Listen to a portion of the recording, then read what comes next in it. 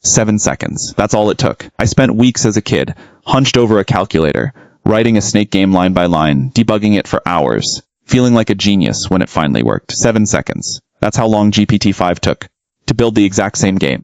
Perfectly. And honestly, I didn't know whether to be amazed or terrified. That was the moment I realized something fundamental has changed. Not slightly, not incrementally, fundamentally, and most people have absolutely no idea what's actually coming. I just got access to GPT-5.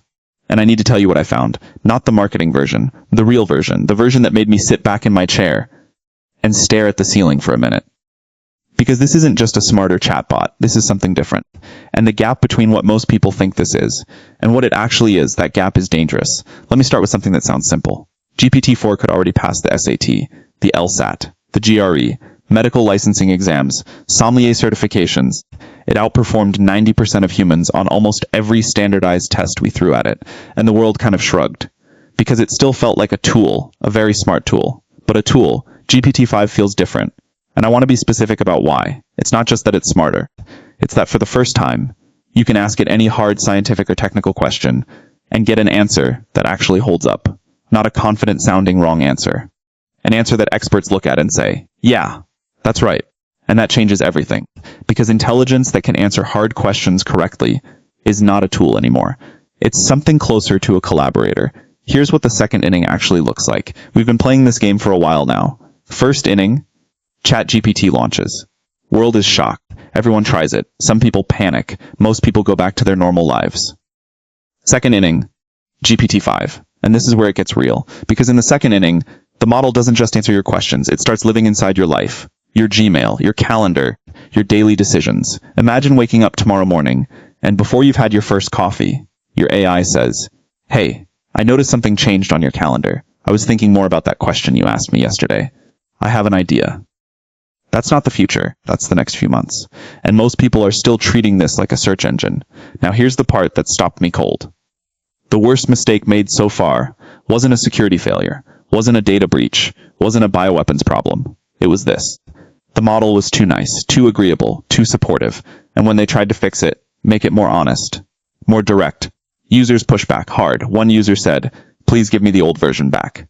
I've never had anyone in my life be supportive of me. I never had a parent tell me I was doing a good job. I didn't realize how much I needed this. Read that again. A person, a real human being, getting the emotional support they needed from a machine, because no human in their life gave it to them. That broke something in me when I heard it. Because it shows you exactly what this technology is becoming. Not a search engine, not a productivity tool. Something people are forming real emotional relationships with.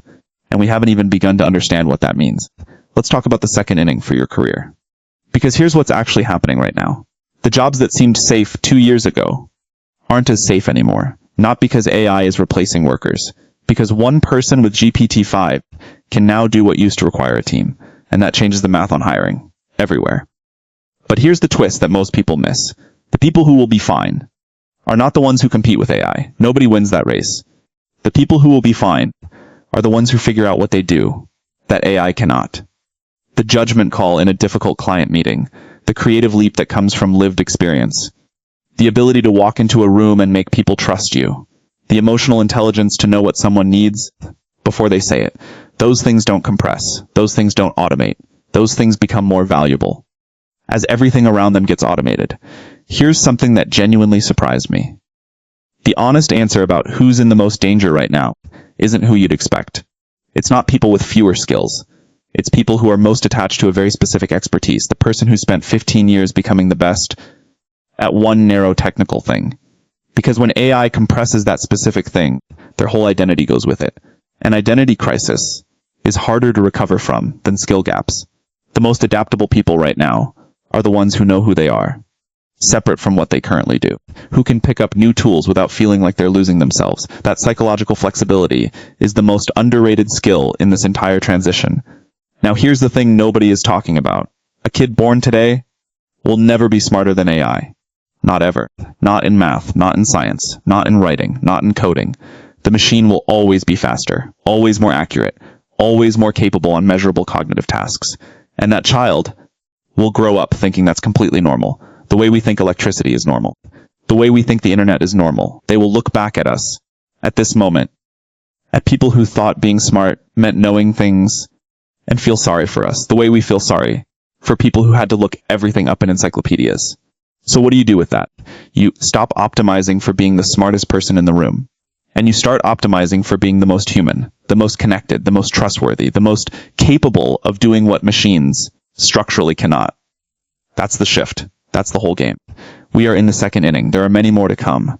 And the people who understand what inning we're in, who actually engage with these tools, who figure out what they offer that AI cannot, those people are going to look back at this moment and understand that they were present for one of the most significant transitions in human history, and they moved with it, instead of watching it move past them.